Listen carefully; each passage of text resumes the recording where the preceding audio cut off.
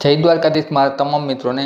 સૌરાષ્ટ્ર ગુજરાતમાં થશે ભારે વરસાદ, અનરાધાર વરસાદ અને ઘણા વિસ્તારોમાં થશે અતિ ભારે વરસાદ। એ પહેલાં આગામી 48 કલાકમાં સૌરાષ્ટ્ર ગુજરાતમાં કેવું રહેશે વાતાવરણ, કયા વિસ્તારમાં પડશે વરસાદ, રેડા ઝાપટા, તેને લગતી વાત કરીશું।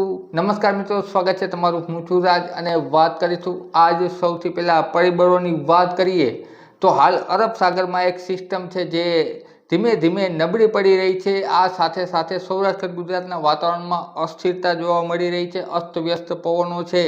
ત્યારબાદ વાત કરીએ તો મિડ લેવલ પર ભેજવાળા પવનો છે, જેના હિસાબે વરસાદી એક્ટિવિટી ગાજવીજ સાથે થઈ રહી છે અને આગામી 48 કલાક પણ આ એક્ટિવિટી છે એ જોવા મળશે। ટૂંકમાં કહીએ તો સિસ્ટમની આવ્યા પહેલાં પણ એક્ટિવિટી જોવા મળી શકે છે। કયા કયા વિસ્તારોમાં જોવા મળશે? સૌથી પહેલાં વાત કરીએ તો દક્ષિણ ગુજરાતના મોટાભાગના વિસ્તારોમાં છે એ ગાજવીજવાળો વરસાદ છે એ થઈ શકે છે અને ઘણા વિસ્તારોમાં છે એ ઝાપટા અને હળવો મધ્યમ વરસાદ પણ છે એ જોવા મળી શકે છે। ત્યારબાદ મધ્ય ગુજરાતની વાત કરીએ તો મધ્ય ગુજરાતના પણ ઘણા વિસ્તારોમાં છે એ ગાજવીજ સાથે છૂટો છવાયો વરસાદ છે જોવા મળી શકે છે અને ઉત્તર ગુજરાતમાં પણ છૂટા છવાયા વિસ્તારમાં છે એ ગાજવીજવાળો વરસાદ અને સાથે સાથે હળવો મધ્યમ વરસાદ પણ જોવા મળી શકે છે આગામી 48 કલાક। એટલે કે વાત કરીએ તો 24 તારીખ અને 25 તારીખ બપોર સુધી આ પ્રકારનું વાતાવરણ છે જોવા મળી શકે છે।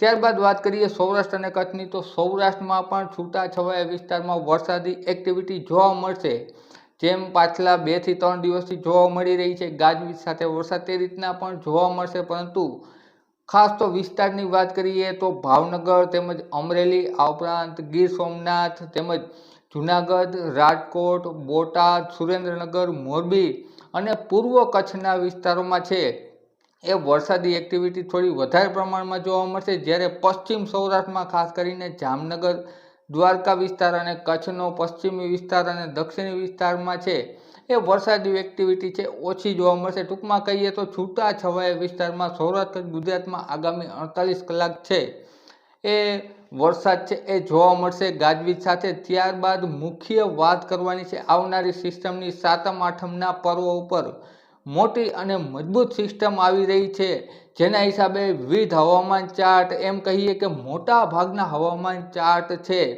એ આ સિસ્ટમને ગુજરાત પર આવે અને ગુજરાતને ટાર્ગેટ બનાવે તેવું બતાવી રહ્યા છે।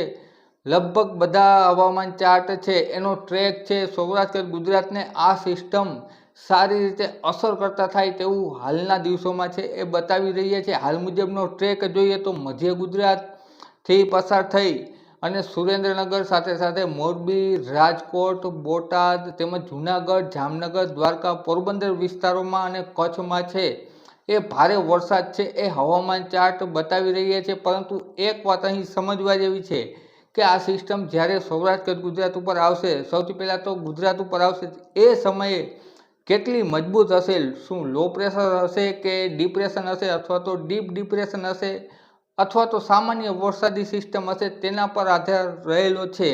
અને આ ઉપરાંત વાત કરીએ તો સિસ્ટમનો ટ્રેક, મહત્વની ભૂમિકા અહીં એ છે કે સિસ્ટમનો ટ્રેક છે એ કઈ બાજુ રહે। સિસ્ટમથી મુખ્ય વરસાદ છે એ સિસ્ટમની દક્ષિણ પશ્ચિમમાં વરસતો હોય છે। ટૂંકમાં કહીએ તો જ્યાંથી સિસ્ટમ પસાર થાય એના દક્ષિણી પશ્ચિમી વિસ્તારમાં છે એ ભારે વરસાદ જોવા મળશે। ટૂંકમાં કહીએ તો હજુ પણ એક દિવસ વેઇટ કરવો જરૂરી છે અને આવતીકાલે ફરીથી આ બાબતે એક મહત્વનો વિડીયો અને મહત્વની અપડેટ છે એ આપીશ, માટે છે એ અમારી ચેનલ સાથે જોડાયેલા રહેજો મિત્રો। વિડીયો જોવા બદલ ખૂબ ખૂબ આભાર। જય જવાન, જય કિસાન, જય દ્વારકાધીશ।